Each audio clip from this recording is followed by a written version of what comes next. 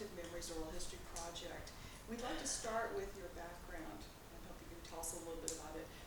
Where and when were you born? I was born in 1949, Altadena, California, St. Luke's Hospital. Um, and then I spent my first 5 years in Montebello, which is where my grandfather's nursery was. And then we moved up to Sierra Madre, which is where I spent most of my growing up years up to 10th grade. And so Sierra Madre, interesting place, not as nice as it is today. And do you want me to go into? Please. Okay. What was it like growing up there? In the first grade, we were renting a house in the south part of Sierra Madre, and the people that, so there was a cross burning on the lawn of the people right across the street. And they were Jewish. And so, looking back now, it's like, now I realize that was the time period when Jews still had not been accepted as white people. So there was a cross burning. So that was like, kind of like, whoa, I was 6 years old. And then we moved up to, we had a house built for our family on my grandfather's nursery, which was on the very north end of Sierra Madre, and it was right below the mountains, right below a monastery. And we found out later, as we were moving out, I don't know how many, 12 years later, that the neighborhood there actually tried to petition us out. They did not want us to move into the neighborhood. And I don't think they were able to keep us out because my grandfather owned the land before they were there. But this is, this was the atmosphere that I grew up in. I used to have, walking home. I don't know, I remember walking home by myself a lot. I don't know, Amy was always busy doing a lot of activities. And I would get rocks thrown at me. This is when kids were watching all these World War II movies, and so I was, the enemy. Here's the Jap, right? It was like, and they always like to shoot the Jap, right? And so I used to dread that every time I had to walk home by myself. What schools were you attending? So that was Sierra Madre Elementary School.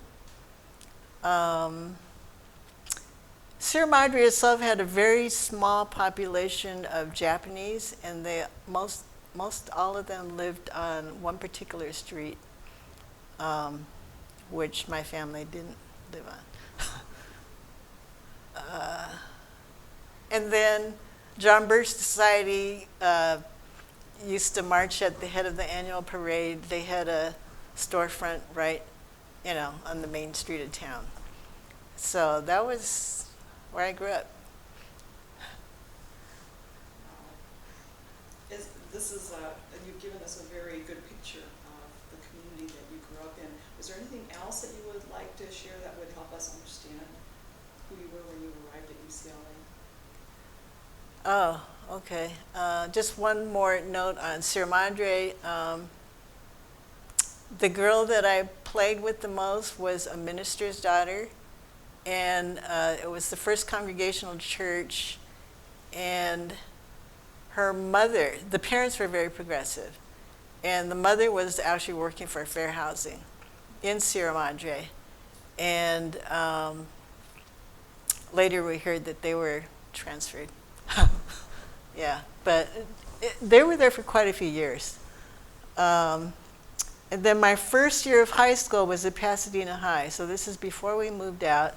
And it was the very first year that they started busing in Pasadena, because Pasadena, you have Pasadena High, which is pretty lily white, and then on the other side of town you have John Muir High School, and that was where it was mostly black and Japanese and some Latinos and some whites, but very mixed.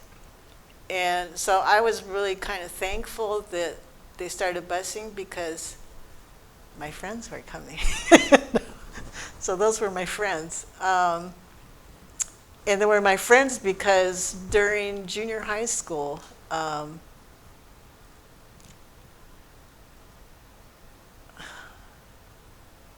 was I going to say about junior high? Oh, I was going to the Japanese church on the other side of town. So this was my social life. That's where I never felt really accepted by people in the neighborhood I grew up in. I mean, I used to play with the kids, you know, in the neighborhood, but I never really felt real comfortable with them. And I think I had somewhat of a complex. My family was middle class, and so my parents built this beautiful house. They had a swimming pool, right? And so, of course, the neighborhood kids always wanted to come over and go swimming. And so I really had this complex that, you know, it wasn't me they wanted to be a friend with, but they wanted to go swimming. So that was always this, you know, thing that kind of bothered me. So for social life, my mom drove me across town every Sunday, and I would go to the Japanese church. And it was not for religious reasons. It was purely social, but I had a good time.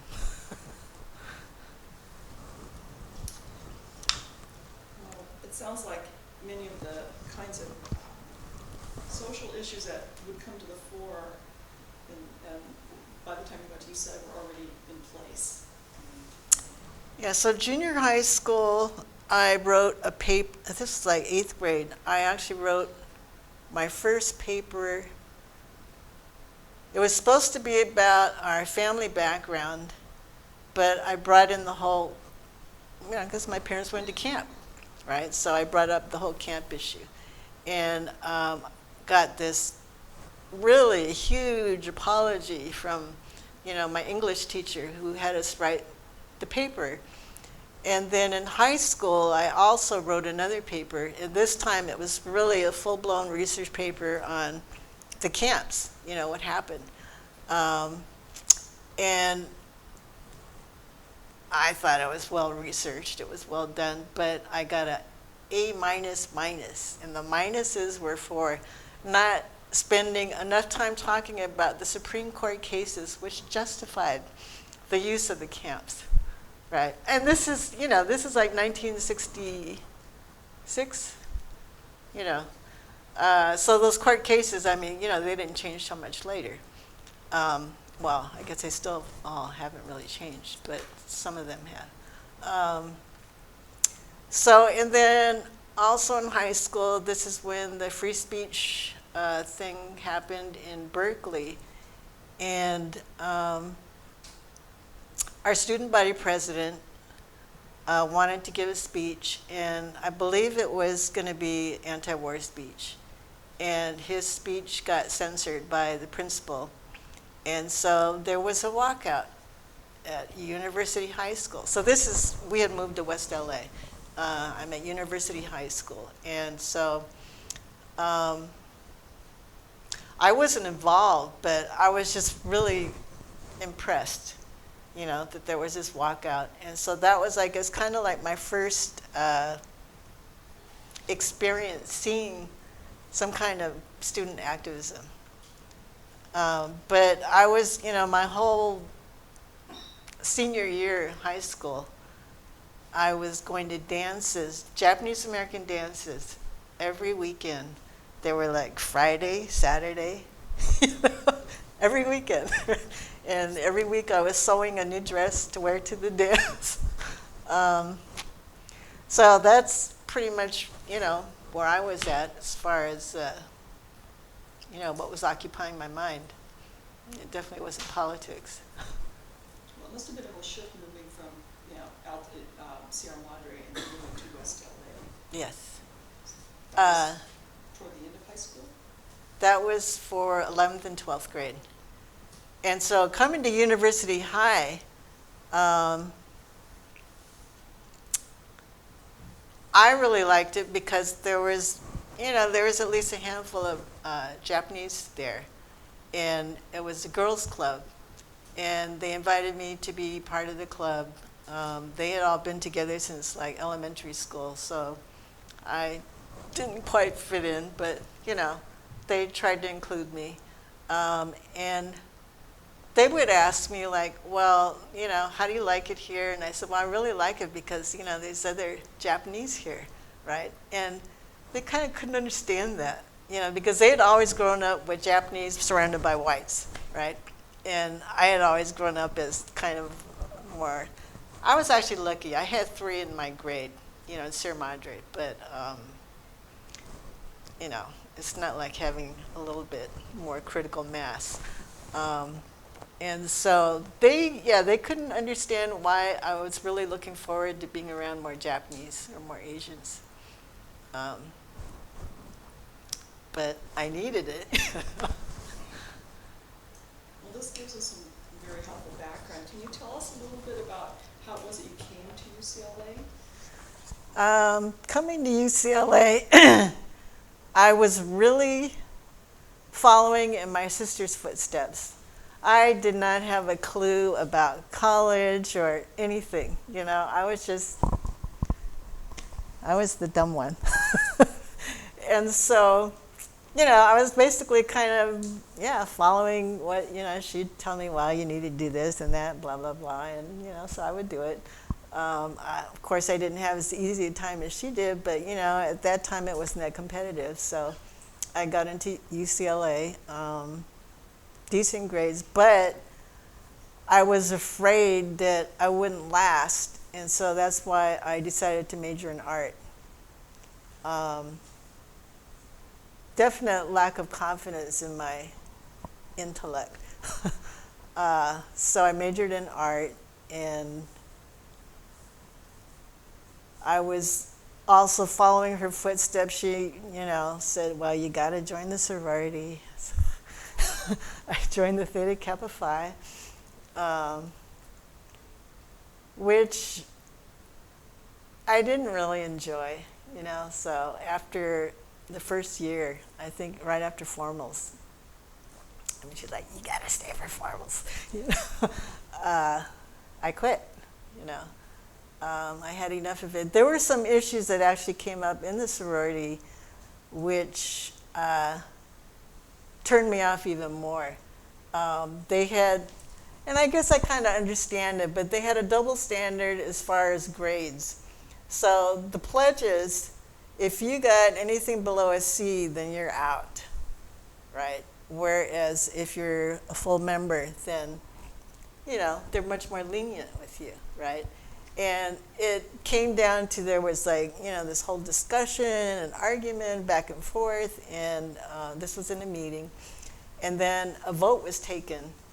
Of course, I don't think the pledges got to vote, but anyways, that was kind of like where, you know, you start, you're against, you're for, you know, and it was just one of these, I guess, kind of educational political experiences, one of my early ones. So that was a sorority. Actually, the other sorority, Chi Alpha Delta, they were much more socially and politically conscious. And so, like this woman, Carol, who's supposed to be interviewed, she was in Chi's. And I just, you know, looking back, I always felt Chi's was much more kind of into the movement than Theta's was. The reputation at the time is you date a Theta, you marry a Chi. Why is that? Well, Thetas was supposed to be the more good-looking girls, whereas the Chi's were the ones that, you know, the nice, sweet, wholesome ones you want to marry. Whereas I hear now, it's kind of flipped. It's the opposite. Anyway, that's sorority life. So I quit the sorority, and it was right around the time that all these things were starting to happen. I think it was the summer after I quit the sorority that I was dating this Jewish guy who actually went to my high school. And he started taking me to this thing called Family of Man. And Family of Man was a I guess they used to call them confrontation groups or sensitivity groups. Anyways, you have a multiracial group of people, and you talk about issues with race, and it gets really intense, right? But that's pretty much where they, and the people that ran the group, Bob and Bev Bailey, it was a white woman and a black man. And I remember there used to be members of the US organization who used to come and pick up on the white women because, you know, all the whites are getting their guilt off their chest in these groups, right? And so, you know, it was a perfect place for these black guys to come and pick up white women, right? So I never had any respect for US organization, I'm sorry. And that was my first encounter with them. But this is where Bob and Bev, and I was like, you know, the only Asian in my group. I had heard there were a couple of Asians in some of the earlier groups. Actually, one of them turned out to be Kenyon Jung's brother, who's also one of the early people from the center.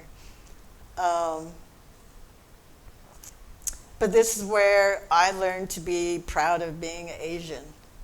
You know, I mean, they practically forced me to say, I'm proud and I'm yellow. You know?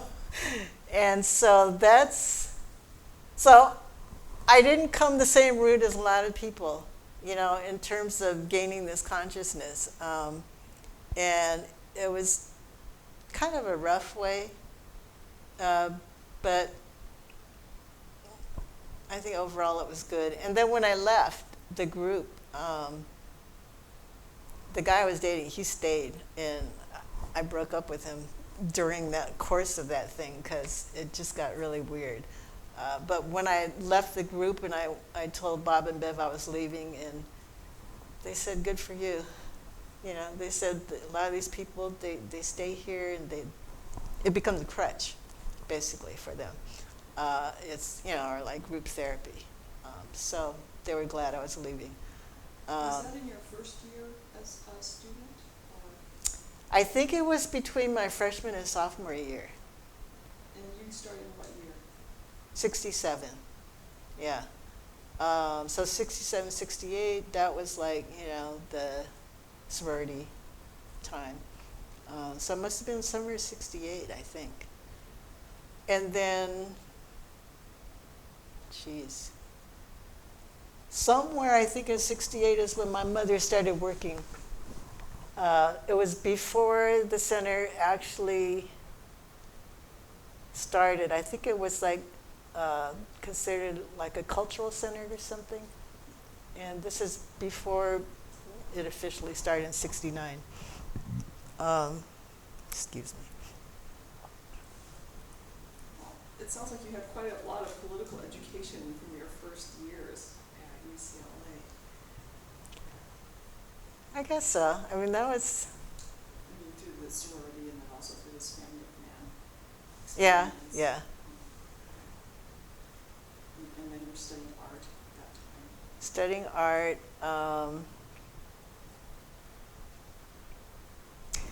Yeah, but you know, I wasn't political at all. I wasn't keeping up with the war.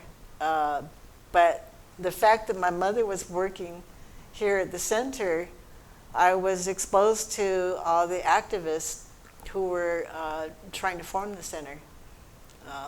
And so I was around, you know, but not, you know, in the mix. So is this something that Amy had, again, you're sort of following Amy's footsteps in that kind of involvement, or in your mother? It was more, you know, catching rides home with our mom, that kind of thing. So, you know, waiting for her, I'd, you know, be hanging around, and, you know, so you get to know people. So it's more kind of a social place, kind of a second home setting. Yeah, pretty much. So I think, you know, once I left the sorority, I was not following Amy's footsteps anymore. It was like, no, this is not what I'm going to do.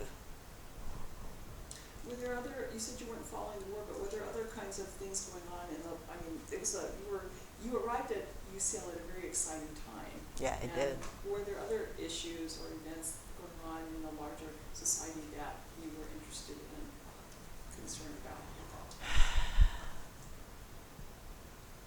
I have to say I was not real, aware of a lot of things. I wasn't even aware of, when Angela Davis, all this stuff was happening with her. I mean, that just, went by me. So yeah, not a lot until the U.S. invasion of Cambodia, and there was the huge demonstration here. I think that's what really kind of opened my eyes. So I guess I knew little bits and pieces just by hanging out here. I knew that, like, Laura Ho, who was really one of the founders of the center, she started an organization called Asian Radical Movement, also known as ARM. And she was picketing against Dow Chemical, who was coming to interview people for jobs. So, I would hear about these things, and, I'm always kind of in awe of these people, right, that are doing these, like, really political things. But, that was about it, until the invasion of Cambodia, and then the whole campus was just in an uproar. I didn't know the whole day. Okay, my sister was, down at the ROTC building, and so she was in the demonstrations. I'm up in the art department. Well, now they call it Broad. Before it was Dixon, right? And looking at, I had a class where we were studying Picasso etchings, right? So this is, my class time, looking at Picasso etchings, and then class is over. I walk out of the building. I see 2 columns of cops come marching down, that walk from the art building to Bunch. So it's like, that was the first wake up, like, shit, what's going on, right? And then I see them marching, and then there's this ocean of people right under Bunch. So these are all the demonstrators, protesters, right? And this columns of cops just march right into it and just start clubbing people, right? Just, presumably they guess they want to clear the area, right? But I see people jumping over heads. I mean, it was just pandemonium, right? And so I'm just kind of freaked, and I'm just, frozen watching this stuff. And then I don't know how long it took, but, once it cleared up, I approached Campbell Hall, and I met Amy there. We're both worried about our mother because we heard there was a police sweep to Campbell Hall. Right. And so, this is from this north stairwell, right? And we start coming up the stairs, and we see blood splattered on the wall. There's these huge gaping holes where some of them were bullet holes, some of them were from the nightstick. So later we heard they had beaten 2 American Indians. I mean, one was actually shot at. I think it was grazed his head, but it came really close. So that was just this huge wake up, right? We get upstairs, and my mother's, she says, wow, I got scared, so I locked myself in the office. So she was fine, But yeah, it was just such an eye-opening experience of, what the police were doing. So that's when I feel like my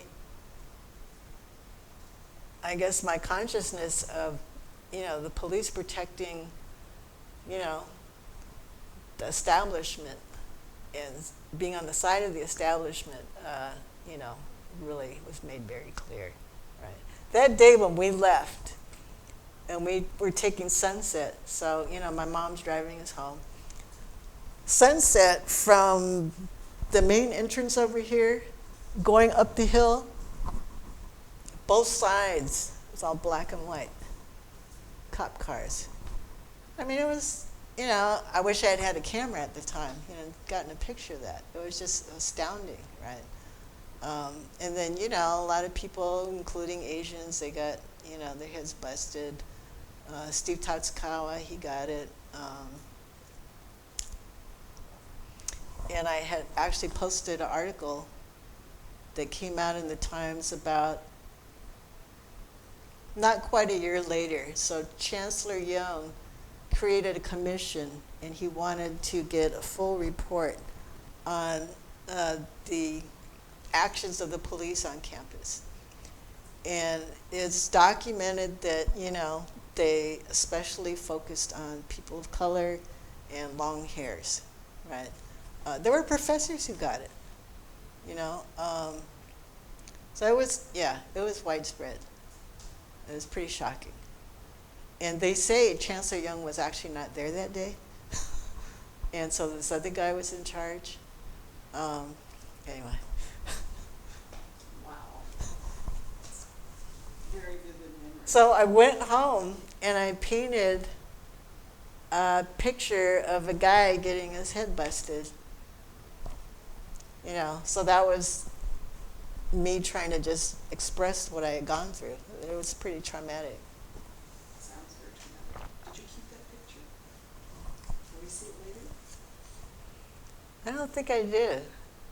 My mom threw a bunch of my stuff. And so at the time, I was living with my boyfriend, who was Puerto Rican. And he was from the South Bronx, New York. I had met him in the Orientals in America class by Yuji. And of course, my parents weren't happy about us living together. But so, I wouldn't say it was a conscious act of this third worldism through personal relationship, but it was in a lot of ways. He came in through the high potential program, and he was very active with MECHA. No, actually it was UMAS at the time, United Mexican American Students, which was the precursor to MECHA. And he was very active with UMAS. So he was the one who was kind of politicizing me a little bit at the time, more than the Asian Americans. Well, so you said you met him in Yuji's class. Okay, tell us about, I heard that this was one of the very first Asian American. It was the first one. Class. Okay, so it was called Orientals in America? Yes, which is so ironic because Yuji coined the word Asian American.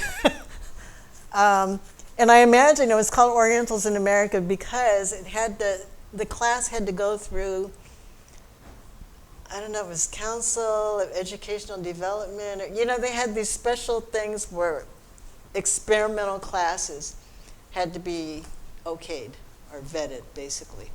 And so I would imagine to get through to those guys, they had to call it Orientals in America. So I think Mike Marasso was probably instrumental in helping create the class. Yuji was asked to teach it, so he came down. I think he was from Berkeley at the time. But I was still at that age where I'm like, I was in a relationship with this one guy, and then I was breaking off and ended up with this Puerto Rican guy in the class who later I find out, once we're going together, that he had a Chinese wife and 2 kids. I know, that was very unsettling. And, why was he in Orientals in America class? Because he was really into the secret societies. Chinese secret societies, especially once they came here, you know, it was a form of self-defense against racism, right? And so he was into Chinese secret societies. And so, you know, obviously he had some kind of Asian thing, right? Which was a little hard to live with. But So do you remember anything else about Orientals of America, the class? I mean, you know, because I remember getting the most out of, because frankly, I felt the lectures were kind of boring. Sorry. And, you know, it was a really big classroom, huge classroom, and it was full of people. I think there probably must have been at least 100 people in the class. So, I mean, nowadays, you know, it's fairly common. But so it was a big class, and it was hard to hear. So that added to, you know, and then Yuji, I don't think he was that experienced at that point in lecturing. So put it all together. I didn't get a lot out of his lectures, but the discussion sections, you know, that's where everything happens, right? And so that was good, you know, and that's where, you know, I felt free to talk, which in every other class I took, you know, at UCLA, I never talked, hardly ever, unless I was forced to. Were there certain kinds of issues that you remember came up in the sections that you can talk about there and not elsewhere? I can't remember anything. And did you take any other Asian American studies classes?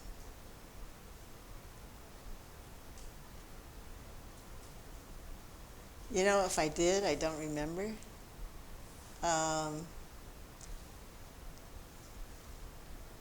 And, you know, I've never been a real academic person. And at a certain point, I think it must have been possibly my sophomore year when I took a photography class.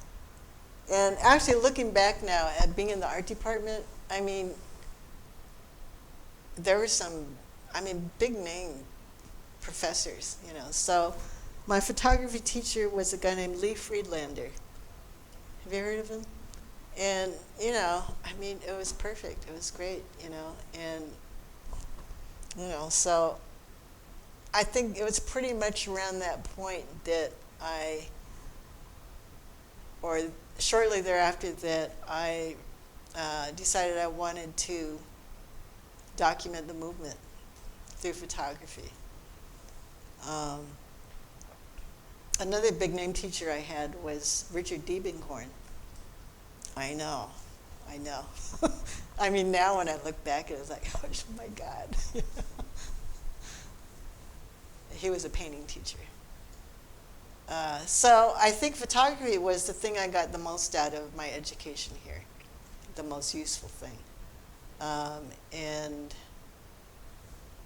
I was pretty much ready to quit school by my junior year.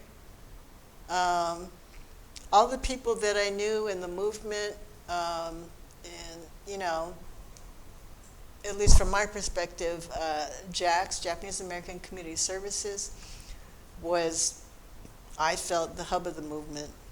And I guess for Japanese Americans, we were demographically the largest portion of the Asian American movement in LA. So JACS, you know, really I felt was a very central part. And JACS people, well, a lot of people were leaving school to work at JACS full time. And a lot of those were my friends. And so I felt like I was really a flake, you know. And when I look back now, like, yeah, I wasn't really involved in any organizations, but I was taking pictures of events and things, right? But I stayed in school, right? And the only thing that kept me from quitting school, well, my mom was a little upset, but I heard about the EthnoCommunications program. in filmmaking, and it was a grad program. And so it's like, okay, I will get my BA so I could be in ethno. So that's why I finished my BA. So ethno started that early. Yeah. It must have started around 72, 71, or maybe even 70, I don't know. And that would be Bob Matsumoto. Bob, Dwayne, Steve, Eddie. Now Betty Chen, she worked with ethno people, and she was my good friend, but she was already there on her own. But she's she was actually one of the people who helped going through photos, which that little group that was going through photos became VC. Yeah, so she was kind of on the jump on a lot of the organizations. Forgive my confusion. So EthnoCom started at UCLA? Oh, yeah. Yeah. I mean, It was the minority film program here. and then it eventually evolved into, or part of it branched off and became VC? No, they're actually separate. Two separate things. Yeah. So EthnoCommunications was a film program, master MFA program in film and TV here, and VC started completely separately. Yeah, no connection. It's just the people crossed over. And were you able to enter the EthnoCom program? I did, yeah. I did, and I did my project 1, and I did my project 2, and I screened my project 2. My project 2 was on Asian American women, and my filmmaking techniques were terrible. I couldn't learn the technical stuff, right? I mean, it's nice now, you got it pretty good, but back then, you had to, there was a Nagra for the sound, and then there's a 16 millimeter camera, which is really heavy. It was a whole different story, and it was hard, Anyways, I did this film on Asian American women, and I was basically trying to first talk about the stereotypes that we were all expected to kind of live up to, or that were pushed on us, and then through the movement, how we were trying to change all that. So that was, that was the film. I screened it, and I got halfway decent feedback. And then my car blew up, and this is after I'd taken a trip across country, and I met who is now my husband. We were carrying on a long distance relationship briefly, and I decided I'm going to New York. So I dropped out of school. I didn't tell them. I just let it lapse. And that was that. You had you did quite a lot while you were a student here. Well, I did a lot of stuff that wasn't related to school, really, except for the film. Being in the film program tied in or brought together stuff with the movement that I wanted to let the world know about. So in that sense, that was being able to use my art to do something that was, I wouldn't say revolutionary, but at least very politically progressive, and something that would help the movement. Do you still have that footage from your documentary film? I do. But I left the work print in New York, basement workshop, and another filmmaker there took some of the best footage and replaced it with black leader. And then, so I actually did get the work print back, but it's got all this black leader and little splotches here and there from the film, and no sound. Um, and so if I had completed my degree, it would have meant completing it so that it was showable, right? And so I didn't do that. But the footage is around somewhere in my garage. Well, that might be of interest to people in EthnoCommunications. A note, just as something to note down, that you do have your footage. So we were talking about your campus activities, and I was wondering if you would tell us about your involvement with the Asian American Student Alliance. Okay. I think before the Student Alliance, I was a work study here at the center. And so that's just part of being around all the time. And I think my early involvement with the Student Alliance, it was basically trying to give, I know I worked on this directory of Asian restaurants, places they could, students could go. This is especially if students are living on campus and they don't know where things are, and so, things that would make them feel like they're at home again. And so it was it was like a campus directory kind of thing. I would work on things like that, right? And so it was really very identity-based.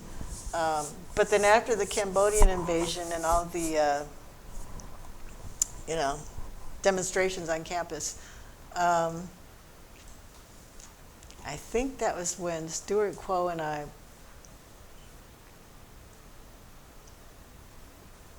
said we need to start the Student Alliance. So the Student Alliance, it would come and go, right? And depending on who was around, to make it active again. And so at that point, I guess the two of us tried to revive it.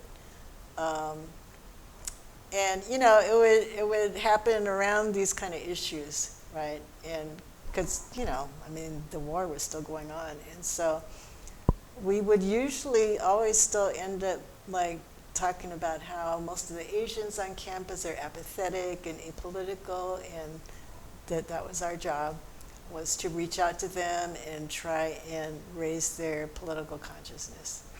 And Asian radical movement also tried to do some things like that. I know I was involved in one thing that they did. It was,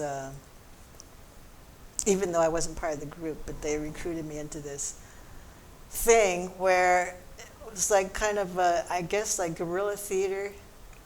And I don't know how effective it was, but we were a bunch of Asians, and we went out in front of Royce Hall, and we had blood splattered on us and acted like we were dead. And so we were just laying out there. That was it. That was to bring the war, graphically to people here. So I think one of the best things that the Alliance did was we organized it was kind of like a culture night, but it was the Union of Vietnamese Students. And they were very political. And they would do these programs and basically, try and tell us what was happening over there. Union of Vietnamese Students was basically supportive of North Vietnam, the National Liberation Front, and they paid for it later. But, so they were definitely a very important contribution to the anti-war movement because this is their land, right? And so we did a program up at the rec center. Very well received. And so that was, I would say, I guess, one of the more important things that we did.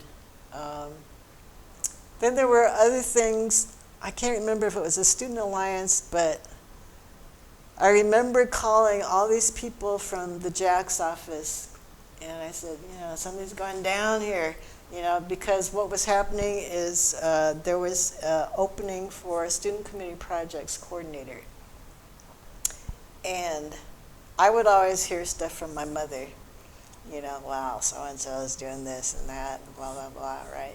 So we always were getting into things. But anyways, the issue was they were not going to allow students to vote for who was going to be the student community projects coordinator. At that point in time, there was the people that were actually working here at the center. I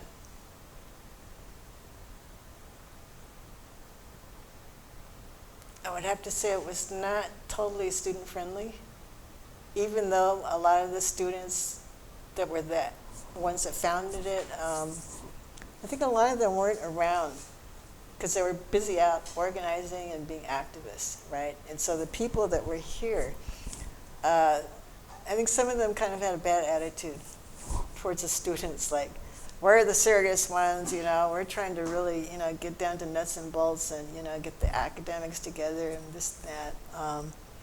So I think there was a bit of a schism between the students and, faculty and staff. Anyways, they were not going to allow us to, and this is just for this one position, we weren't asking to vote for everything, but the student committee projects coordinator we thought was especially important. And so the day we were supposed to vote, I called the Jack's office, and they didn't even know why they were coming. They just came to support me because I told them, something's going down over here. So they all piled in to this room down on the second floor. And so one of the candidates that was up for it, he saw the people sitting there, and it was all the the movement, street people, not the college students, but, the rowdy ones. And he just said, I'm out. He just pulled out. And so the other guy got it by default. And, I wasn't particularly set on one person or the other, because I didn't know either of them that well. But the fact that we weren't going to be able to vote on it was a problem. And so, I don't know, that was one of the things I did, with the Student Alliance. And then we also did, it was called the Amerasian Conference. And it was huge because we filled up the Ackerman Ballroom. Yeah, and it was a whole weekend thing. The grand finale was Chris and Joanne performed, right? There were workshops. People came from San Francisco, Sacramento, San Diego. It was, it was a big deal. And actually, one of the old pictures that shows all these people in the grand ballroom, that was that conference. So. What year would that have been? Is that the 70s? Oh, yeah. Early 70s? 70, 71. Everything happened between 70 and 72, it seems like. So somewhere around there. I was actually quoted in the Bruin, about because my main thing that I did was the logistics. So I had to work with the campus people and get all the logistics for the conference. And what did the conference do, or what was it covering? Was it all kinds of issues? Was it about the war, the peace movement? I think it's kind of everything. This is the Asian American movement, this is the Amerasia, I don't think that term was used much beyond that, but that was the name of the conference, Amerasian Conference. And I think it was still where people had an open attitude towards UCLA. I think later on people developed this, UCLA is a bunch of snobs, blah blah, whatever, or academics, and there was a kind of a split, but at that point, I don't think it existed yet. Not quite as bad. Well, it gives us a very helpful picture. And I know you were also involved with Gidra, and Gidra also, which have initial support, I understand, from the center. Right. And I know that I've seen your byline in the old issues. So could you tell us about But I this? never made the staff box. Can you tell me about your involvement or how you interacted with Gidra? I was friends with a lot of the people that were on staff. And they had a dark room. So that was really a draw for me, was the dark room. And I would go and, work in the dark room on my photographs. And once in a while, I would do a piece for them. Like I did a photo essay on Yellow Brotherhood. I did a photo essay of my trip to New York, the New York Chinatown. But I was not really super involved with them. I don't know why. I guess I just felt like, with the film program or school or whatever, I don't know. I just... But you were involved with the special women's issue. Yes, I was. Yeah.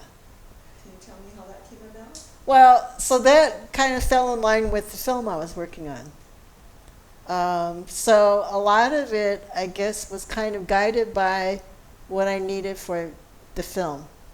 As far as the events that I covered,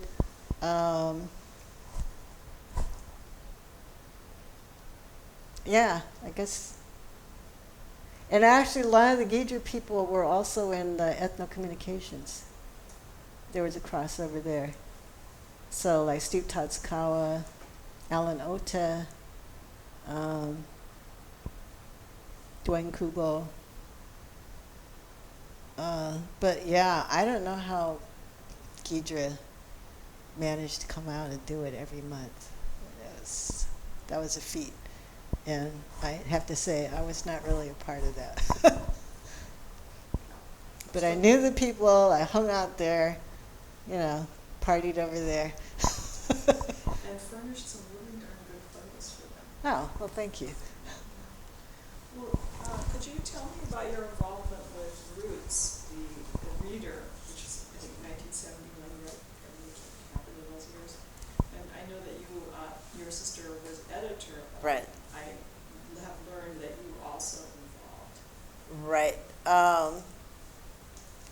So the kind of work I was doing as a student, I would get jobs as like a paste-up artist, which is in a printing company, you're pasting up pages before they go to camera, before they make plates. So this is the old printing process. So as a paste-up artist, so that's what I did for Roots. This woman, Kathy Glasscock, she was like the art director, and so she designed the thing. And Eddie Wong's sister, Donna Wong, and I were both, I think I was probably typing too. Typing and then doing layout. So those are my skills then. What did you think about the project? Oh, That has to be the first Asian American anthology. yeah. Ever.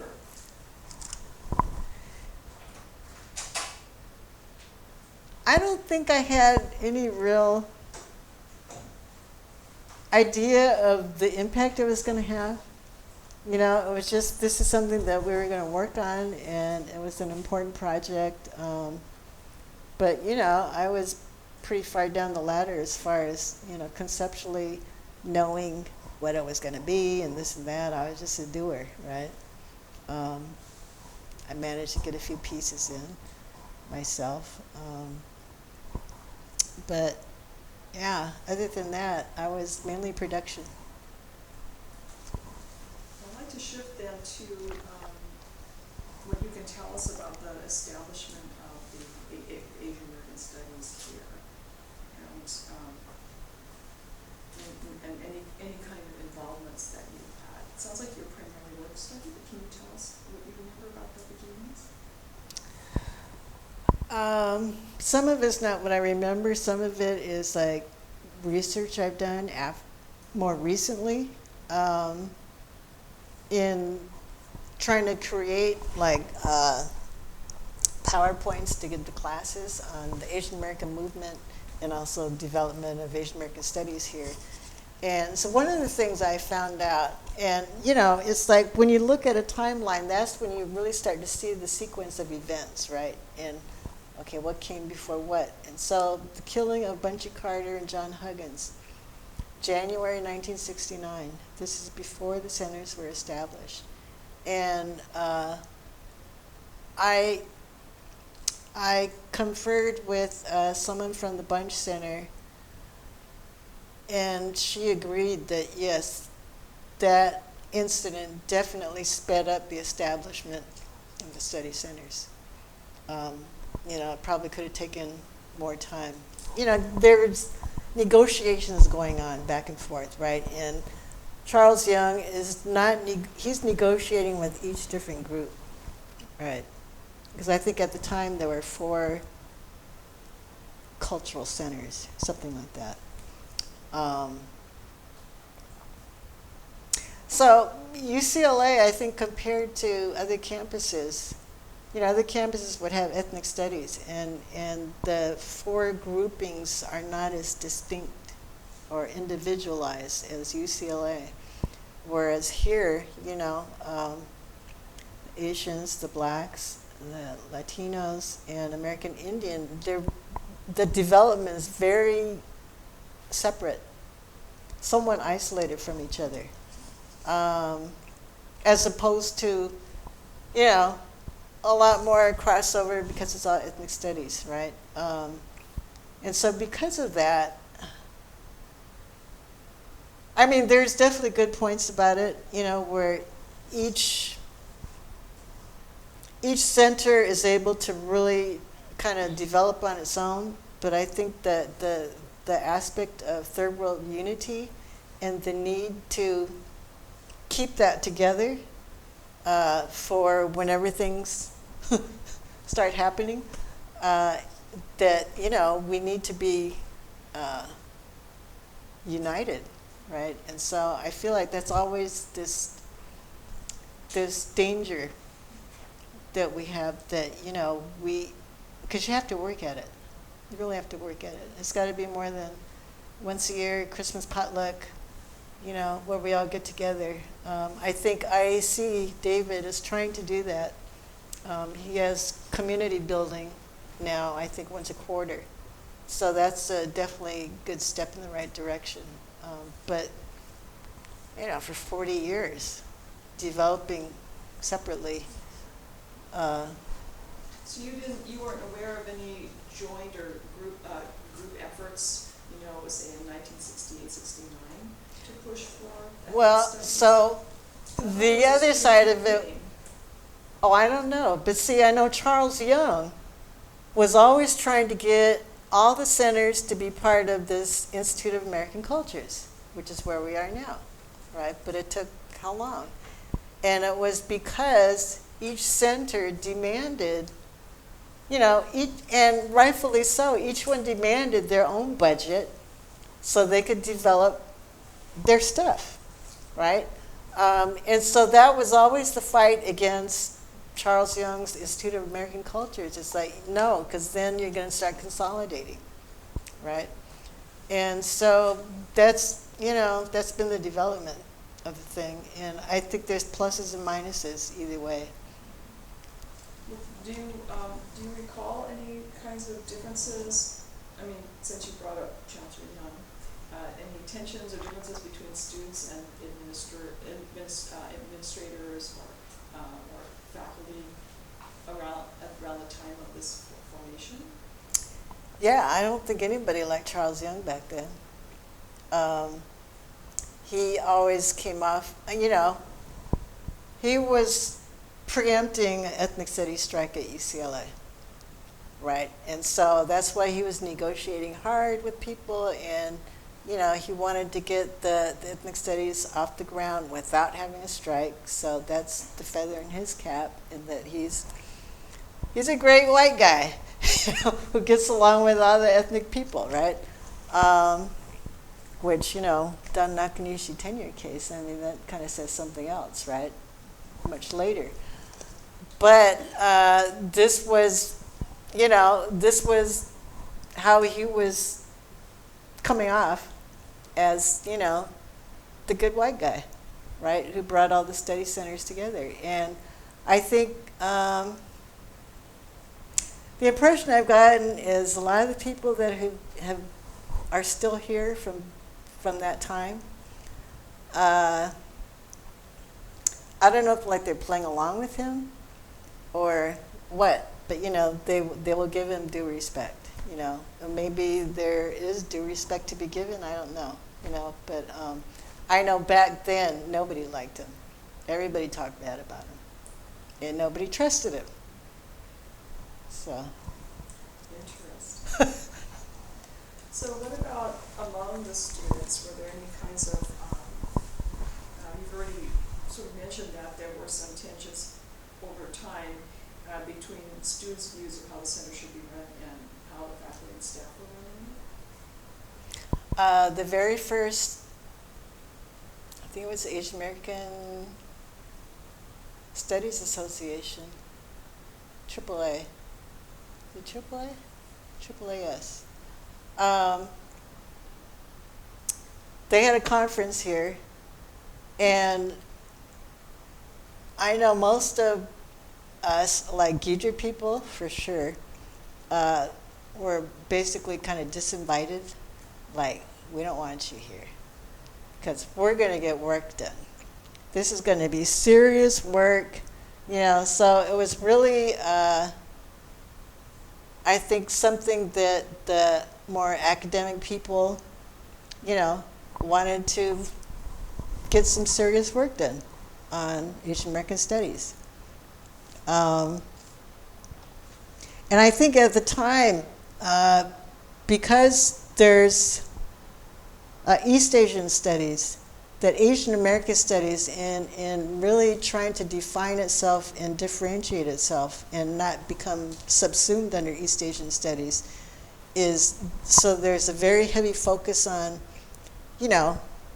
what happened to us here in America, right?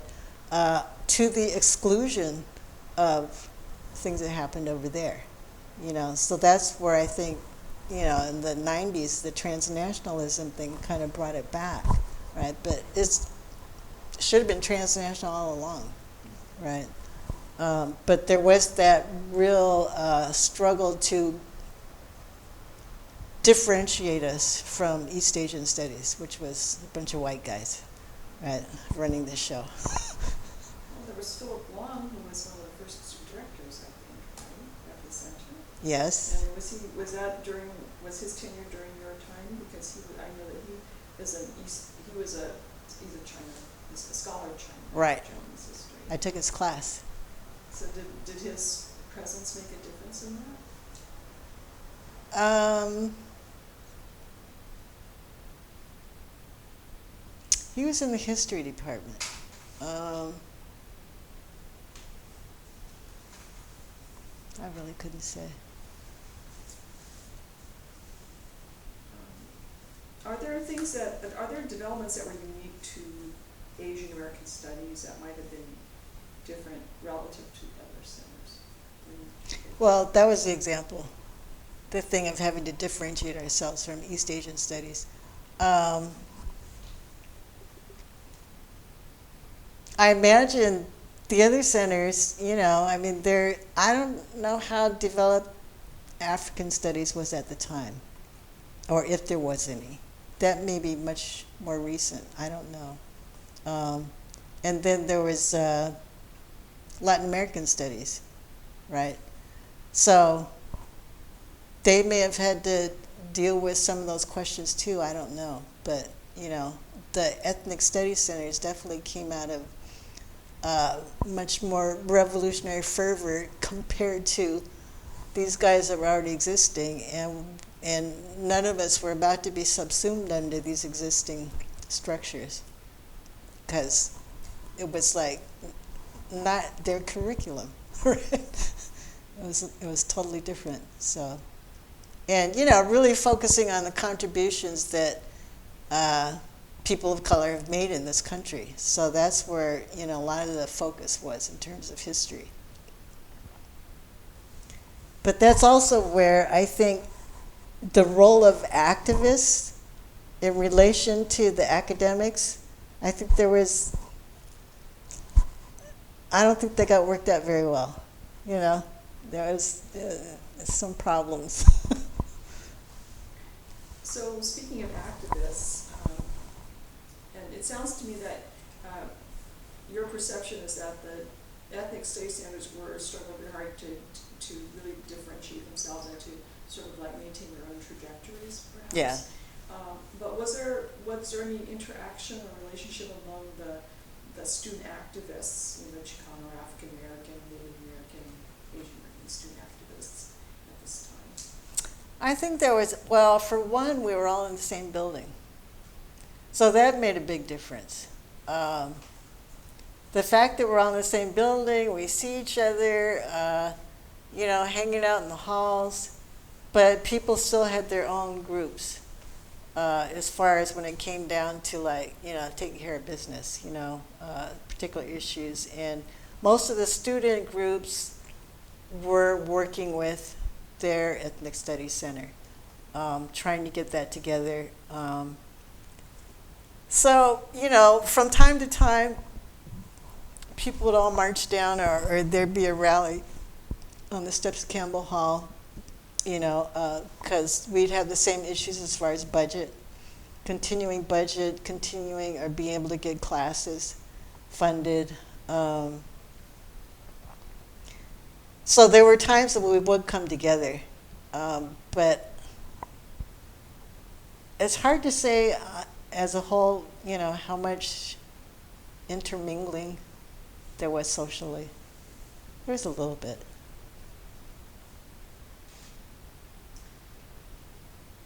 So, can you tell us a little bit more about, because I think you have a very strong student perspective on this, which we would like to have, on how decisions were made at the center and how this evolved over time.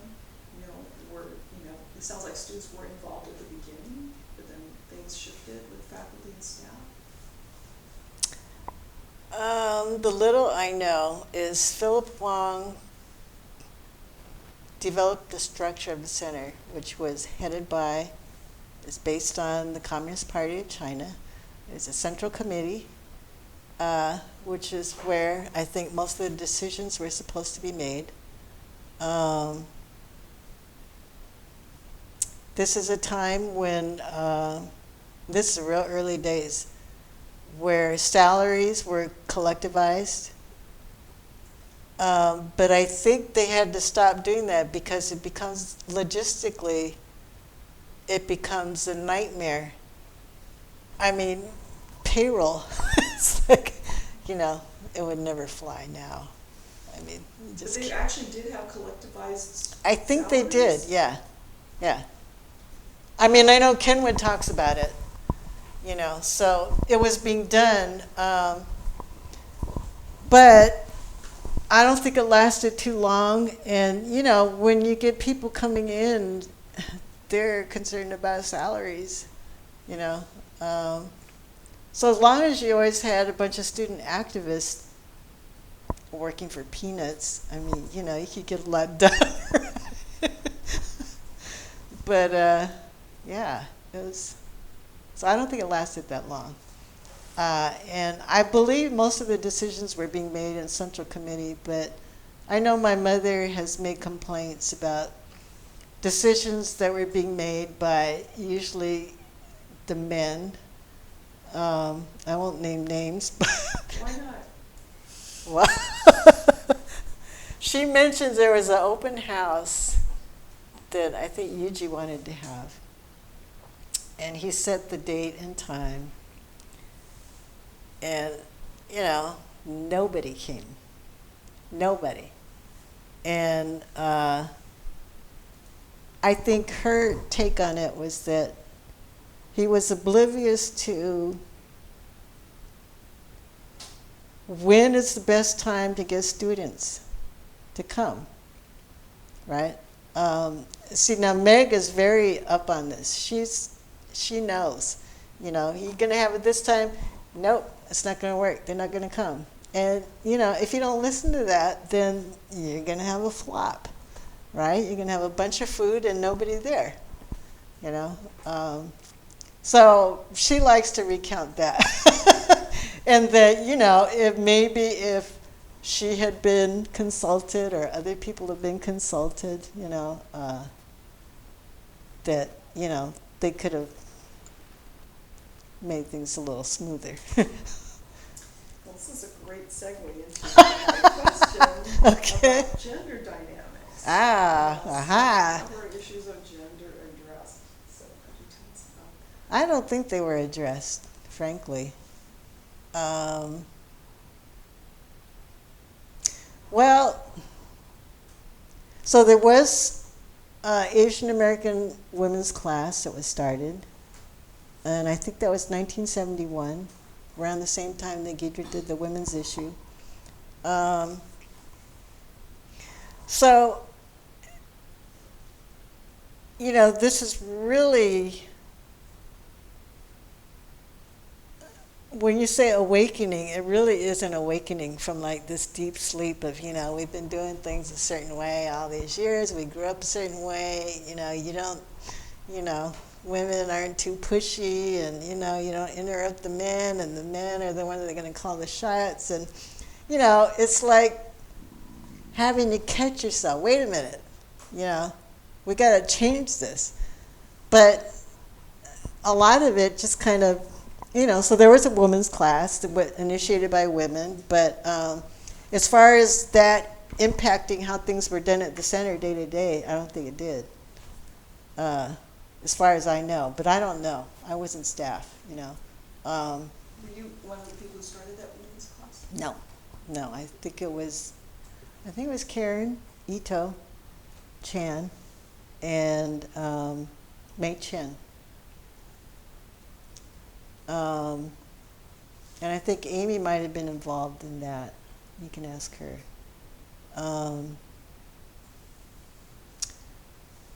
So, yeah. And then, well, we did have a woman director down the line, right? But the early days, it was all men. You know, Yuji, Philip, Alanicio, Morgan Chu,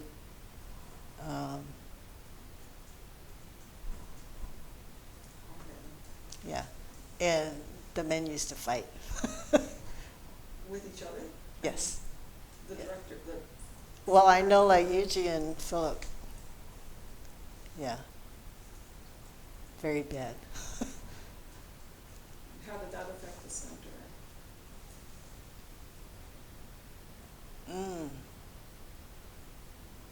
It probably affected it in some way because Philip left.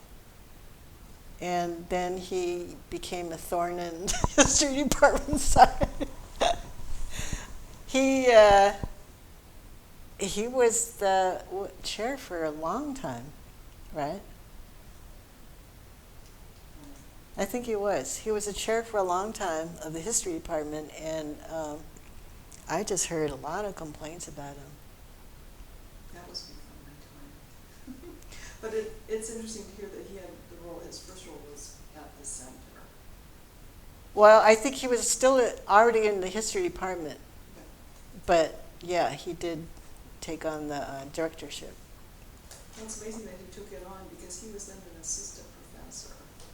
Okay. An assistant professor did that, if this was like 1970, for an assistant professor to take on this kind of role is unusual. So, Well, speaks yeah, to the time. it was unusual times, yeah, because, you know, getting people, faculty, was not easy. So do you remember any of the faculty? What it was like to work with any of the other faculty? I never met him back then. Franklin Odo, I think I took a class. That was another class that I took. It was Franklin Odo's class. And actually all those papers ended up in Roots from that class.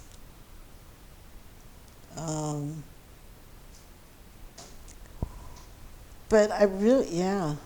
I think a lot of the classes were initiated by students and they were student taught. That's interesting. Well, like the women's class, that was student taught. So this is a time when, you know, I mean, the whole educational system was kind of in flux too, because, you know, ethnic studies was about relevant education, and so, you know, a lot of the established disciplines are kind of like being questioned, right, at that time in American society, right? And, you know, what's the purpose of learning this and that? So all these things are being questioned, and so I think that's where there was wiggle room for students to actually be teaching these classes, especially ethnic studies, right? Because there aren't any ethnic studies, ethnic professors. There aren't any, right? Or there are, but they're in art or, you know, other disciplines. They wouldn't be able to teach Asian American studies. And so, you know, it was kind of this gray area. Sounds like students really have a lot of impact in that method. Yeah, yeah, it's amazing what students were doing. You know, when you think that the creation of this center was, if you look at the proposal, it's predominantly undergrads. Can you believe that? You know, there were definitely grad students, you know, helping work on this stuff, but it was undergrads, a lot, you know, especially the, you know, the stalwarts. And there were women too. Susie Wong, Laura Ho, and Denora Gill. They were kind of like the spearheads.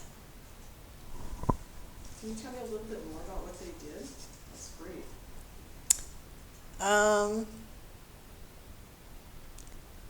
I think they also helped form Ghidra. Laura Ho was SDS, Students for a Democratic Society. And this is my own speculation. I hope she gets interviews. But I think, you know, as part of her SDS work, she was probably told to organizations, right? And so she was, you know, because she was like just more radical than everybody, you know. She was like working on cases of cafeteria workers who are getting screwed, right? And she got, you know, I would swear she's probably the first Asian American woman to get arrested on campus. I don't know, but I would think she would be.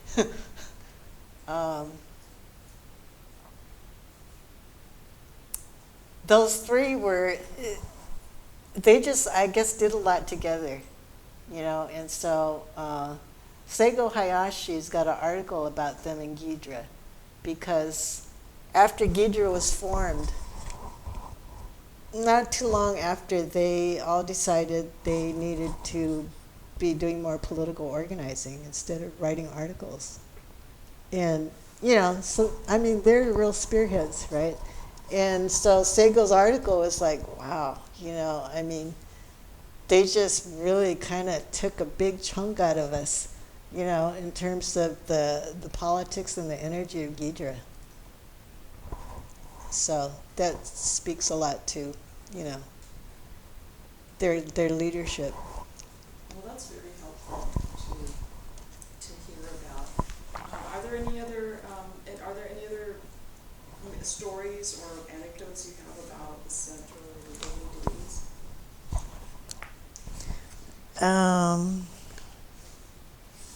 Well, there's tons of stories, but Tell us some. Uh,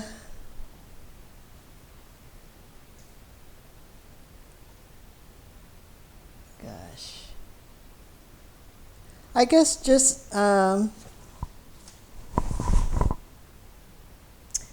when the Asian American High Potential Program started, which was 2 years after the original program started, which was just the blacks and the browns. 2 years later, they added the American Indians and Asian Americans. And that was when Campbell Hall was peopled by Black Panthers, Brown Berets, Yellow Brotherhood, and American Indian Movement. And so, you know, to have all these like revolutionary people of color in Campbell Hall, it was explosive. And this is even after the shooting, right? And so this was, you know, and I would hear stories from my boyfriend who was involved with the UMAS, where if they had election meetings, who's gonna, you know, be the chair of UMAS? Everyone goes packing at those meetings. Yeah. Like what kind of heat were they packing? Like handguns? Oh, yeah. Yeah. You know. So, I mean, you know, this is people from the street who came to campus, right? And this is how they do things. It's like, no messing around. You know, they take care of business. And the fight was always over who was going to lead. Was it going to be someone that is more community-based or revolutionary versus, I guess, someone that's going to be like a running dog for, you know, the administration. Although in the Panthers case, it was Panthers versus us, right? Mm-hmm. Which was actually cultural nationalism versus, you know, more revolutionary. And so, you know, this was the tenor of the times, right? And so it was, yeah, it was very interesting. Still going into the Campbell Hall, coming into Campbell Hall with the Black Panthers and the US members and, you know. And oh, it was exciting. It was very exciting, especially when Yellow Brotherhood came, you know, because now all of a sudden it's like these guys that, you know, I used to see at dances or, you know, and they got the front, you know. I mean, it was just cool. Yeah, it was just real exciting. Who were some of the Yellow Brotherhood members who were here? Oh God.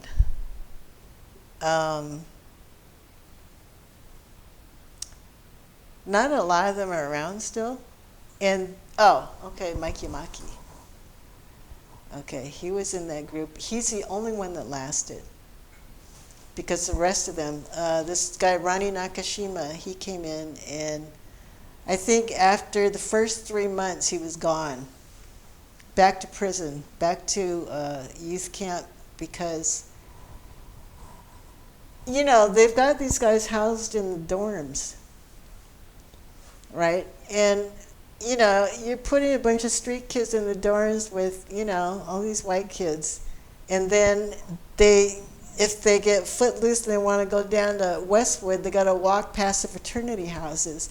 And you know those guys are going to be calling them all kinds of names, right? And so this Ronnie, he was caught in the middle of the night in a Big Five store, ripping guns off the wall. And so that was it for him. Right? You know, the other thing is the retention, there was no retention program.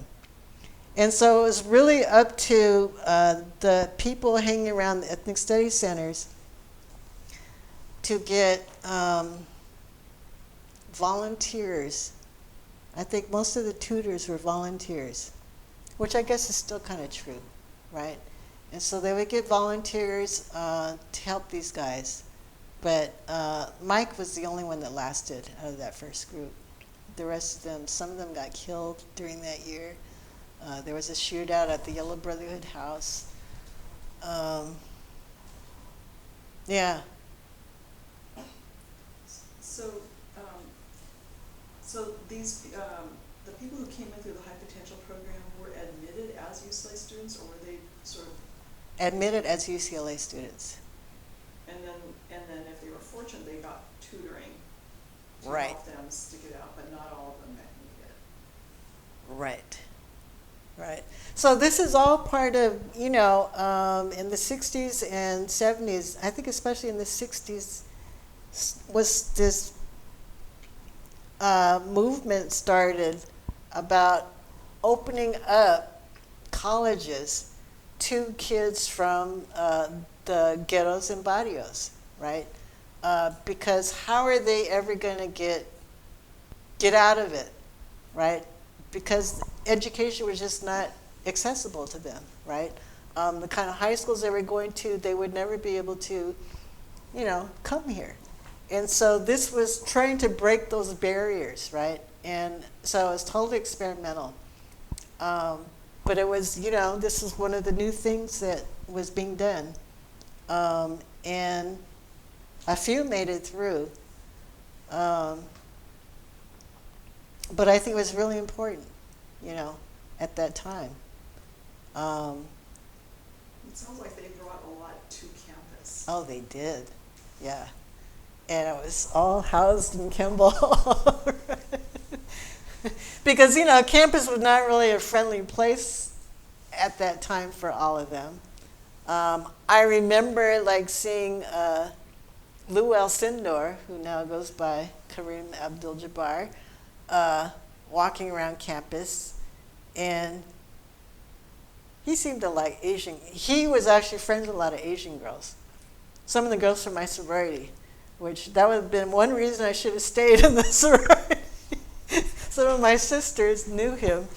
But I would see him walking around with, other people that were a lot shorter than him, and he would be wearing a dashiki, and these, I don't know if they were fraternity guys or whatever, but these white guys would just start, making fun of him. And he'd be ready to fight, he was just pissed, and it must have happened all the time, right? So this is right on campus, and when you say white guys, you mean students? Yeah. Students. Oh yeah, this is this was at Royce Hall, I was on my way to class, I saw this happen, right? Now the Asians all used to hang out in what they called the coop, which is Ackerman, where Jamba Juice is right now, across, used to be a bowling alley. And all the Asians hung out in the bowling alley. It was there was a Nisei Brewing Club. And actually a lot of those people were also part of the beginning founders of the center. People like Mike Murasa, James Okazaki. So a lot of the people that were the really into the social life of Japanese Americans were also part of the founders of the center. Yeah. I didn't know. So much going on. Oh yeah. So did you, forgive me for backing up, but you're talking about, so at least these men of color were being hassled on campus. How was it being a woman of color on campus? You said it wasn't a real friendly place for Well, Cinder, but was it different did it matter which group you were with? Did it matter, did gender matter more? Was it race? probably both. Like for Asian women, there were always creepy white guys who just loved Asian women. I would always get approached by those kind of people, which I did not appreciate. And also, I guess, was kind of an impetus for my film. of breaking the stereotype of, the docile Asian woman and letting people know that, hey, we are a lot more than that. Well, I sure hope you find that footage. I don't think the footage was not that interesting, really. It was, demonstrations and that kind of stuff. A lot of stills. So, you had such a varied involvement in so many things. You observed a great deal as a student. You were, work study person. You were involved with different groups. You were documenting things. So, how do you think your involvement in this time influenced who you came to be, in how you think, your aspirations, your sense of who you are? Well, so all the time I was here at UCLA, I always felt this contradiction of being a middle-class UCLA student and all the people that I really looked up to were movement street people working down at Jack's office. Jack's office had people that were like ex-convicts who came out of prison, people that had been reformed from drugs, all these different kind of people, and they were running all these programs in the community. And drug abuse was actually a huge problem in the Japanese American community. And so I guess I always felt like I was on the wrong side of the fence, and I thought it had everything to do with being a student. And so when I went to New York, part of it was to get away from, this middle-class background. And I remember telling people that, well, now that I'm in New York, I'm going to become a full-time movement person. I'm not going to be a student anymore. And they said, well, what's wrong with being a student? So I don't know how much it's a local difference. I know the Japanese Americans especially, you probably wouldn't find that among the Chinese Americans here in LA, but especially among the Japanese Americans, you were just a flake if you were a student and you didn't drop out. At least that was my perception. So when I went to New York, it was really to, drop all that baggage, which I guess is why I never withdrew from school. I just left it. And just got involved in stuff in New York Chinatown. So that's when I joined a study group, Asian study group, and got involved in a struggle at a construction site, Confucius Plaza. And I think that's where I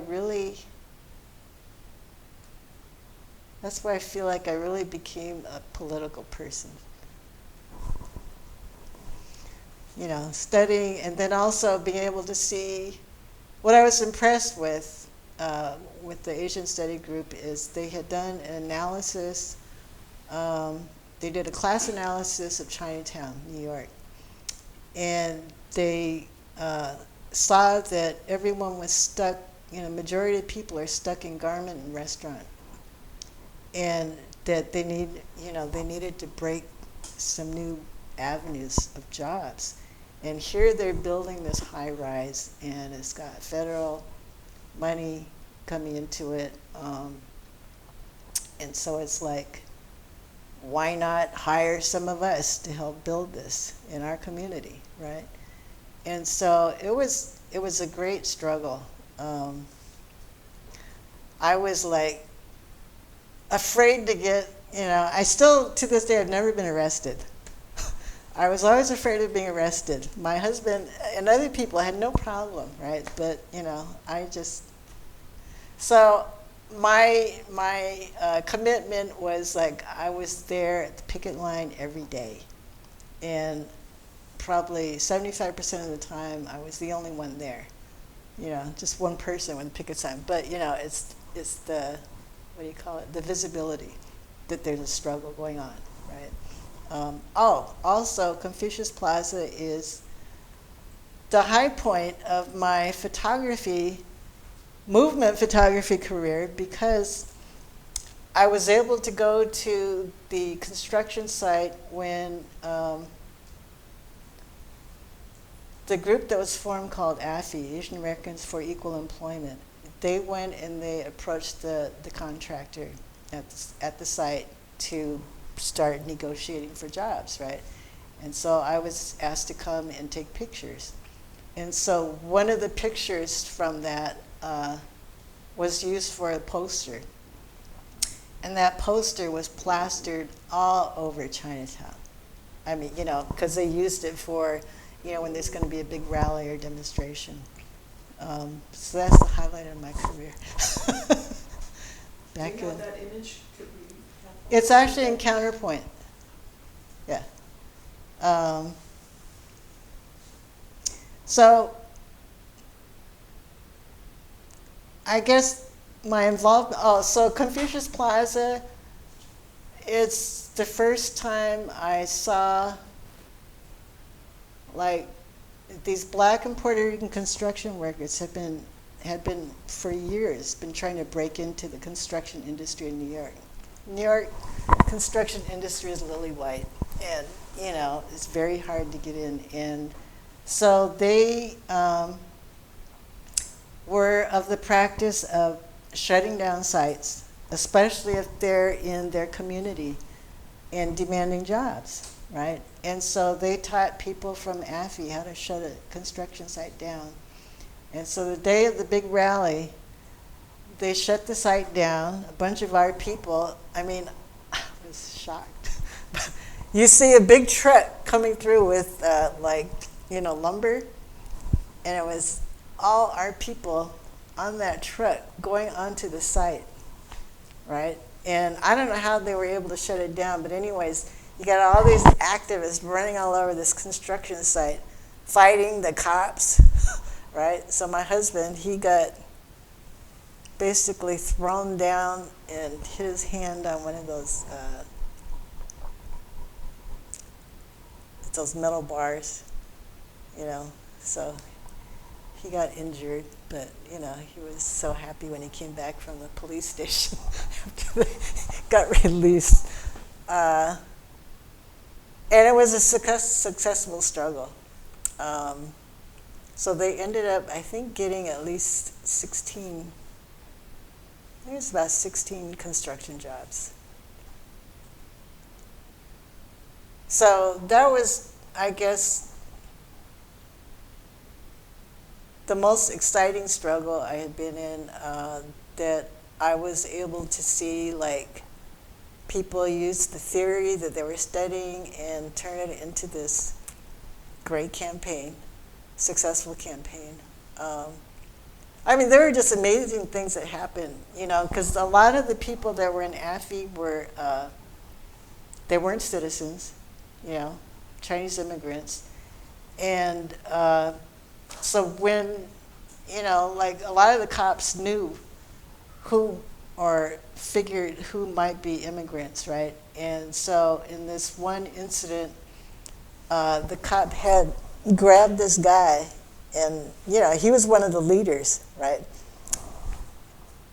And this woman just came and she busted him apart. I mean, I couldn't believe it. She was so strong. She just, you know, kind of body slammed him and broke his arms loose so that the guy was able to get away, you know. So, you know, things like that, it's just really inspiring, you know. So I think New York is where I feel like I got politicized. And then came back here.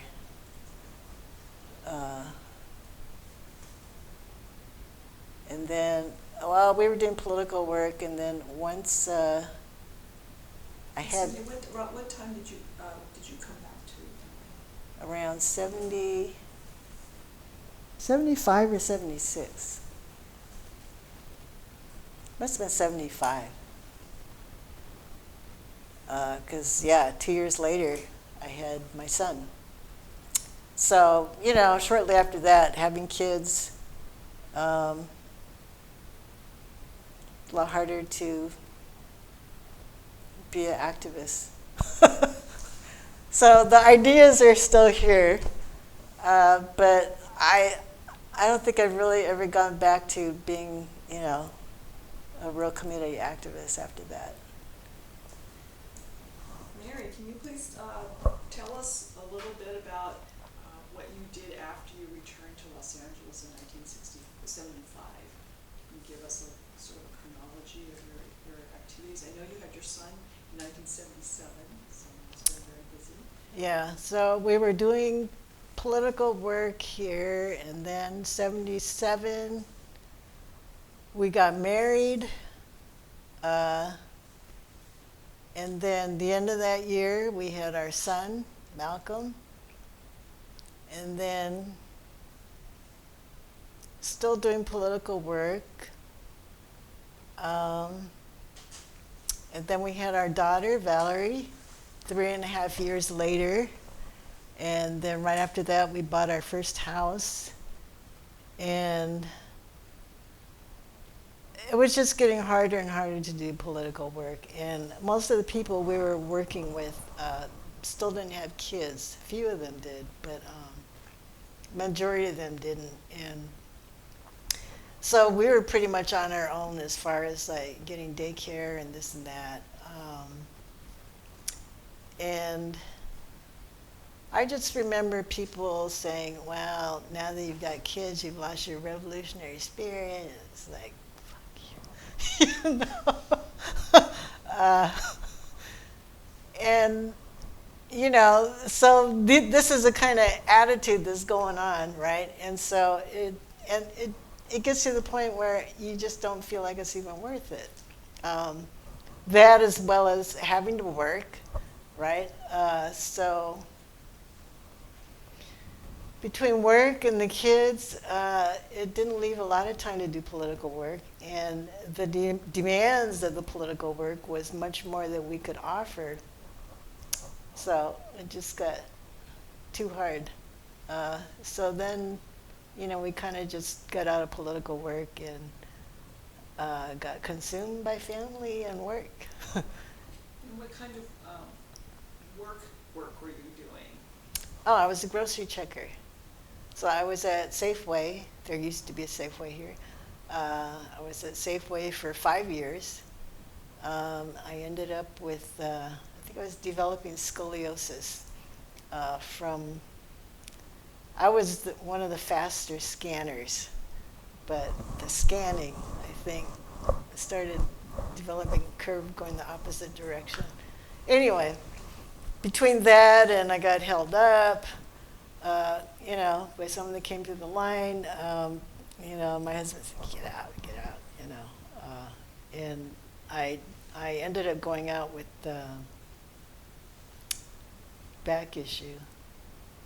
In 6 months, they automatically fire you. I was able, after that, to get the Employment Development Department sent me to school. So I went to UCLA Occupational Center, and then and I took, I don't know, 1 or 2 art classes. And then I finished and got a certificate in graphic design from Cal State LA. And I think within that short, it was probably less than a year for all those classes. I feel like I learned more in that short amount of time than I did at UCLA in pictorial arts, because they're teaching you very practical skills. So I was out of a job, just raising the kids, and then, because my mom's still working here. So, you know, she would always talk about work at the center. And she said, well, you know, Russell's looking for a secretary. So I said, oh, I'll, I'll apply for it. So I applied, I took the typing test. I flunked the typing test. Even though I used to be a really good typist, but anyways, I flunked the typing test. So I didn't get the job.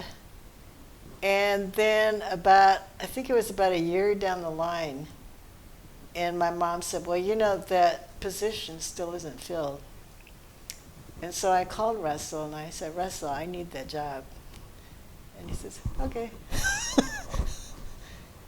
And so that was actually Karen Umemoto's position before I moved into her seat. So, what were you doing in this? It sounds, or how did this? We've known you as the graphic designer at Emory. How did your position evolve? Well, I came in as a, I don't know what it's called, a typist or something. Yeah, basically typing manuscripts. And that evolved into, it was like right into the desktop publishing thing, getting off the ground. And I was able to, I think the first book I did was Yuji's book, an anthology on the camps. I forget the title. And so I was getting technically pretty good with the computer. And then from there, yeah, I started producing the journal, which made a huge difference because we were paying for typesetting by the page. You know, it was like at least $10 a page, right? And then come desktop publishing, I mean, you know, you could cut the cost, God, at least in half, if not, you know, more. And Russell loved it because now he doesn't have to worry about page limits, you know, because it's not as expensive. You can do so much, you know, with the desktop publishing. And so, you know, and then I got a little bit creative, trying to make the journal a little more visually pleasing instead of all text, because that's my own artistic thing is to, I don't like to read. And so if I have some kind of graphic elements, you know, it kind of helps break up the text. So that was basically my philosophy in during the production on Emory's Journal. So when did you start working for Russell? It was 1987 of October. Ooh, you arrived when I arrived. Yeah, I just realized that recently. So, and for the tape, how long did you work at the center? Oh, 30 years. So, yeah, very newly retired. So, you've really seen a lot of change here at the center, and you've seen it grow and go through a lot. Are there any particular moments that you would like to share with us in your perspective, 30 years?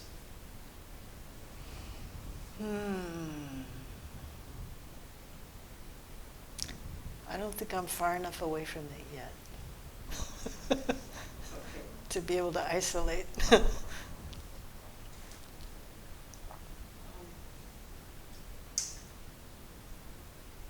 Well, thinking about your career and family and all that you've done since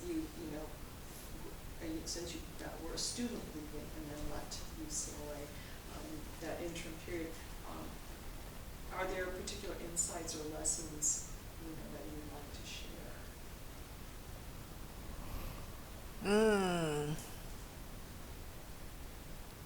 I guess it depends on what topic. um, well, I guess politically, one of the things that has stuck with me, and this is from Lenin, leader of the Russian Revolution. One of the things he said was people have to go through their own political experience. And this is something that I've always been able to come back to because, you're going to hit a lot of disappointments and, doing organizing or, this and that, issues that come up. There's always disappointments, right? Or things don't go the way you wanted it to. And, if you keep that in mind, that, people need to go through their own experience, that it just gives you some perspective. Instead of getting, overly down or depressed, So I guess that's one thing that I guess has helped me just continue to move forward. Not that I have any clear direction anymore. Well, that can be liberating too.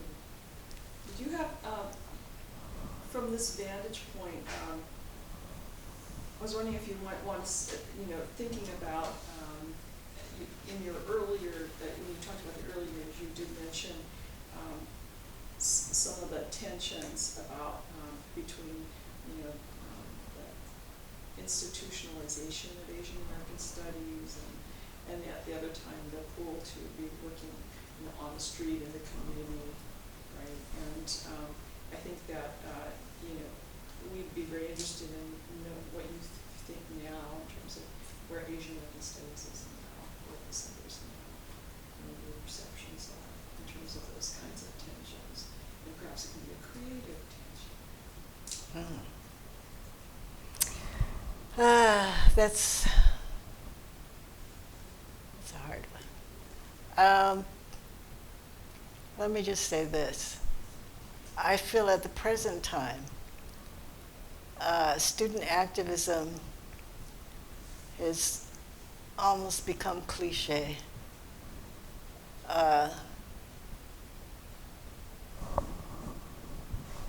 It's like something that people do, they get into, but I'm not sure what the substance of it is. It's not real clear.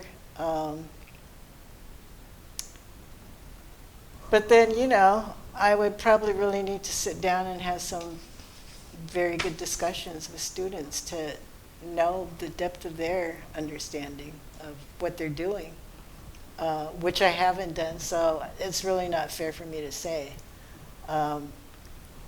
I've seen certain things, like I know a lot of grad students get involved with things like CCED, the Chinatown Community for Equitable Development. And I almost feel like it's almost like a show place for them that, okay, we're doing community activism, right? But then a friend of mine who works in there and has been really trying to develop the anti-gentrification work, he comes back and he's complaining that, we're spending a lot of our meetings talking about pronouns, And so to me, it's just kind of like, this is a little out of kilter, right? So that's why I say I feel like the grad students that are getting involved, is it, why are they there? That's why I feel like, to a certain extent, activism has become kind of cliche. Or it's not, I don't know, it's the whole community thing now compared to back then is so different. Now you've got all these community organizations, you got agencies, you got all kinds of stuff. And so working in the community is is good. You know, you get to know, you know, what's happening there. But I feel like a lot of the stuff that students are doing, if they're working with the agency, is they really are not getting to know the grassroots. You know, you're still staying within a certain realm, right?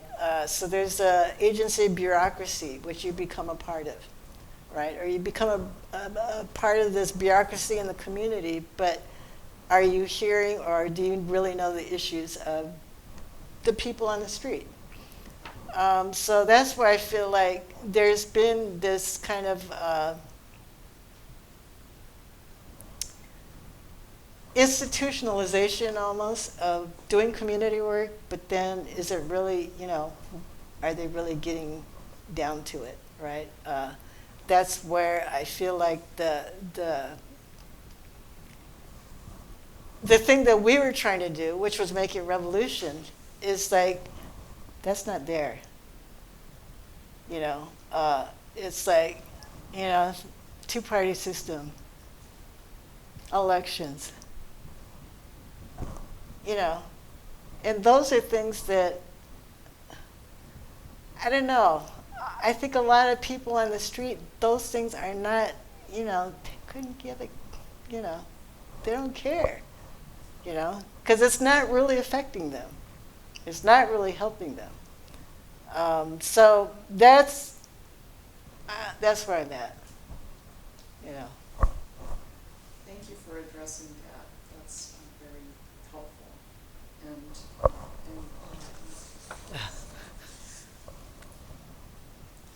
as we're beginning to wind down here, can you identify particular people, issues, events, or aha moments that have made you who you are today? Well, I don't know if they've made me who I am today, but, well, kind of. So the Far West Convention, Filipino People's Far West Convention, was at UCLA, I think it was 74. And I didn't really, I just happened to drop by, because I don't remember anything else except being in this workshop. But in this workshop, I'm like almost sitting face to face with this older Filipino man, the Manong, right? And he starts talking, and he must have said his name because, you know, it's like, this is Larry Lian, right? And the reason I was so impressed and why I remembered him is because in a 4 or 5 minute rap on capitalism, it was just so good. I mean, you know, he just broke it down, right? And it was like, this is great, you know. I mean, it was, and you know, I had studied a little bit, but you know, it just came so easily and so naturally and so easy to understand, you know. This is a communist, right? He was a good one.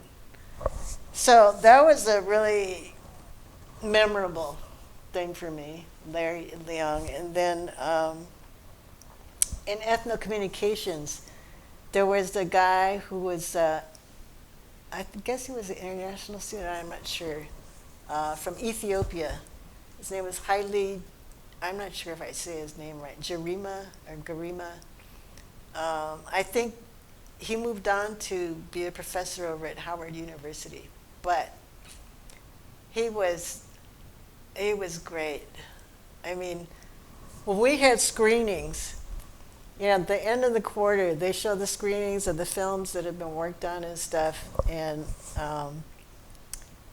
you know, you show your film, then you get up and you got to do Q&A, and people give comments, and half the time it's, you know, just the professors, you know, telling you, you know, what they think is great, what they don't. And Haile, I swear, I felt like he was like leading these race wars in there. And it was just so exciting, because these white professors, they would be like praising, you know, these student films that obviously these kids had a lot of money. because they're doing all these fancy special effects. Filmically, it looks interesting and nice, but not saying a goddamn thing, right? And then the students of color, yeah, they had a lot of technical problems, right? But, they're trying to get a message out, And so it was like, really struggling through all those things and fighting back on a lot of these professors, right? And Hailey would lead the attack. He was great. So those are two people I would say stood out. And these are both things connected with UCLA. Great, those are so efficient. Is there anything that I haven't asked about that you would like to add or that I left out? The only thing I thought about adding is just note that the UCLA administration is so good at co-opting activism. I mean, they've got it down, So what I see today is a lot of the activists, undergrads, get hired on once they graduate. And so they're contained. I mean, it's basically containment as their method of co-optation. But then what isn't co-opted, It's like, as long as we're here and there hasn't been a revolution, there's going to be co-optation, right? So, I mean, the thing is being able to at least know you're being co-opted instead of thinking you're still doing all this righteous stuff and it's not as righteous as you think. So I guess critical thinking, I guess, is just so important, just to be able to know what's what and to make realistic assessments of where things are at. Are there any examples or an instance, maybe in the earlier period of the center that you're thinking about, when the administration has been very good at co-opting activism? Well, I mean, the structure of the center just fitting into the academy. So we were forced to create a department, right? That's because research centers don't have classes, right? So for ethnic studies centers, you're really breaking apart their whole synergy of why they were created, to serve the community, to have students work in the community, to have the classes be developed to help deal with those problems in the community. It was all really together, and now it's kind of been sliced in half. And they definitely like to see the two not getting along, right? Because then they can do what they want. And I think Asian American Studies, we came to some periods that were pretty close to not getting along very well, center and department. And you always run that danger, because it just depends on who's running the show, right? So that's not exactly co-optation, but it's just the way the system is set up and at the time we didn't fight it. It would have taken a big struggle. But, you go with the program, that is co-optation itself, right? Well, do you have any particular visions for what you would like to see?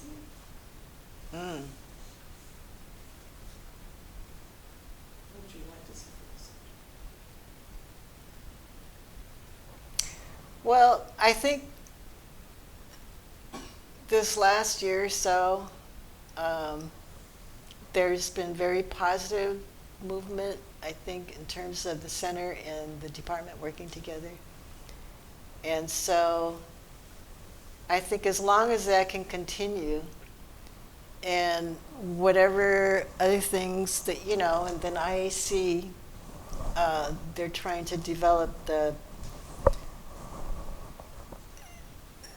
working together of all the 4 ethnic studies centers. Those are all things that are really important. So hopefully those will continue and, break down the barriers more and have more classes that are cross-listed or co-taught, I guess those are the kind of visions I would like to see.